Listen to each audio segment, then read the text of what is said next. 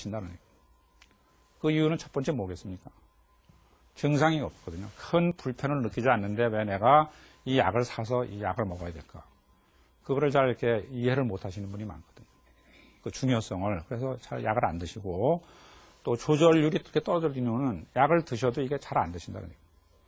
예를 들면 하루에 2번 아침, 저녁으로 드실 거를 아침에만 드시고 저녁은 안 드시고, 또 이게 약을 드시면서 동시에 체중도 잘 조절하고 음식도 싱겁게 드시고 이렇게 생활 습관 조절을 잘 하셔야 되는데 그런 걸 또 잘 안 하시거든요.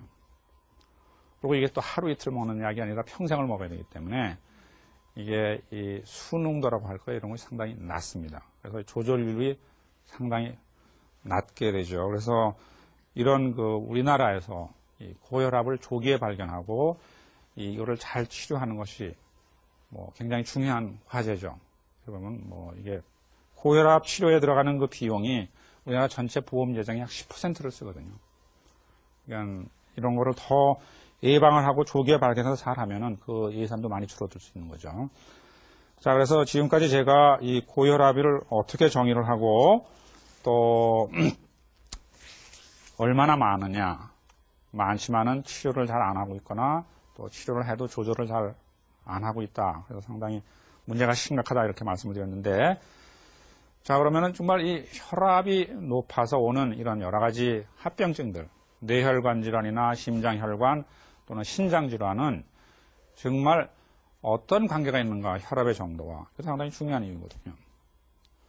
그럼 혈압에 의한 이런 합병증은 어느 수준을 높아서야만 나타나는 거냐, 어느 수준 이하에서는 그런 합병증이 안 오느냐. 예를 들면은 혈압이 140, 90이 고혈압이라는데 그거를 넘어서야만 이런 위험도가 느는 거냐, 그 이하에서는 뭐 괜찮은 거냐.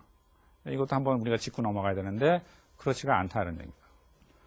그러니까 여러 가지 그 지금까지 뭐 국내외 뭐 어쩌면 한 100만 명 이상 많은 고혈압 환자를 이렇게 관찰적으로 연구를 합니다. 이 사람들이 혈압을 가지고 있으면서 어떤 부작용이 생기고 어떤 합병증이 혈압이 어느 정도에서부터 나타나는지 그런 역학조사를 한 거를 보면은 우의 수축기 혈압이 115, 아래 이완기 확장기 혈압이 75를 넘어서면 그때부터 이게 거의 직선적으로 올라간다 이렇게 보셔요. 연속적으로. 그래서 그거를 보여주는 그림이 이건데요. 그래서 여기는 수축기 혈압이 우의 혈압의 증가에 따라서 이 심장, 혈관, 또 뇌혈관 질환의 사망률이 얼마나 증가하느냐. 여기 보시면은 이게 거의 직선이다는 얘기입니다. 우의 혈압, 수축기 혈압이 115를 넘었으면은 그때서부터 그냥 일직선으로 증가한다는 얘기입니다. 이게 어느 그 컷오프라고 하는데 이건 한계가 있는 게 아니다는 얘기입니다. 어느 혈압 이하에서는 안전하고 그걸 넘어서야만 위험이 증가하는 그런 게 아니라 115를 넘었으면은 연속적으로 증가한다는 얘기입니다. 또 이 확장기 아래 혈압도 마찬가지세요. 75를 넘었으면은 위험이 증가한다는 얘기입니다. 그러니까는 우의 혈압도 중요하고 아래 혈압도 다 중요하고 둘 다 중요한 겁니다. 그러니까 많은 분들이 혈압에 의한 이런 합병증은 뭐 우의 혈압보다는 아래 혈압이 더 중요하다 이렇게 많이 예전에는 생각했는데 지금은 오히려 그 반대입니다. 그래서 어쩌면 더 우의 혈압이 더 중요하다는 얘기입니다. 우의 혈압이 높을수록 그 위험이 더 많아진다 이렇게 보셔야 되고, 또 같은 우의 혈압에서도 이제 아래 혈압이 올라갈수록 또 위험이 증가하는 거죠. 자, 그래서 지금 여기까지 제가 왜 혈압이 무서운가 하는 거를 아마 시간을 많이 해서 말씀을 드렸는데요. 그 이유는 혈압은 매우 흔하나 증상이 없기 때문에 무서운 겁니다. 우선은 여기 보시면은 고혈압은 흔하나 반은 모르고 지나신다는 얘기입니다. 반은 모르고 지나시고요. 또 고혈압을 알 때쯤엔 벌써 여러 가지 합병증이 왔다는 얘기입니다. 그때 너무 늦었다는 얘기입니다. 또 고혈압 환자 중에 약 반은 본인이 혈압이 있어도 약을 잘 안 드신다는 얘기입니다.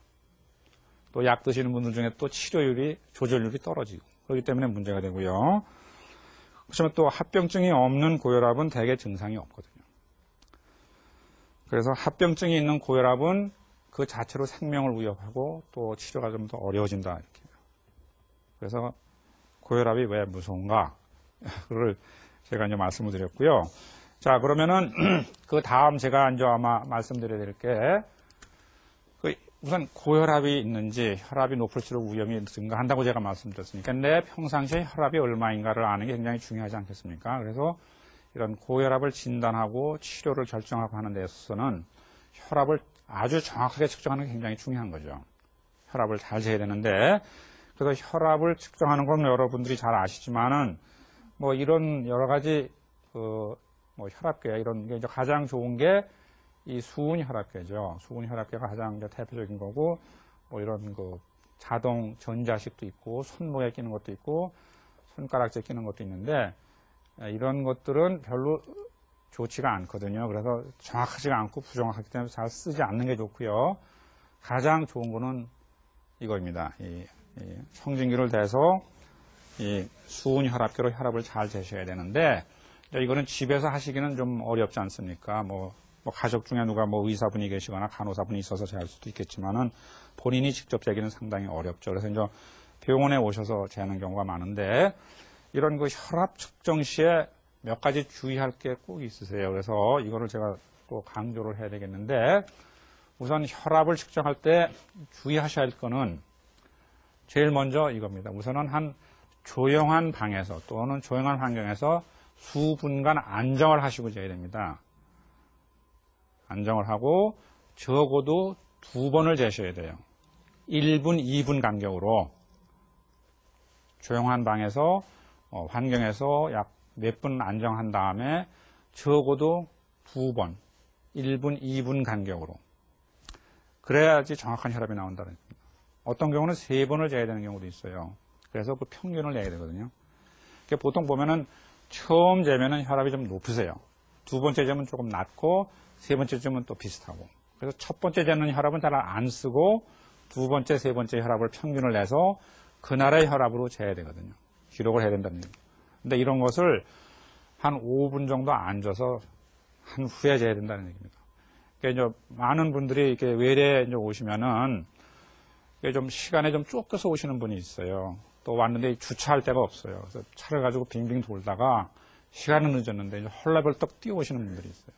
그래서 그런 분을 오자마자 재면은 분명 혈압이 굉장히 높아요. 예, 그렇게 하는 거는 좋은 혈압 방법이 아니죠. 그분은 좀 늦더라도 한 5분 앉으셔서 좀 진정하신 다음에 혈압을 2번 정도 재셔야 됩니다. 자, 그 다음에 혈압 잴 때 이렇게 팔에다 두르는 거 있지 않습니까? 그걸 뭐 압력지 또는 커프라고 하는데, 이것도 적당한 사이즈를 찾아서 재셔야 돼요. 자기 팔 두께에 맞게. 그래서 아주 비만하신 분은 좀 더 넓은 거로, 좀 하신 분은 좀 얇은 거로. 그래서 이 압력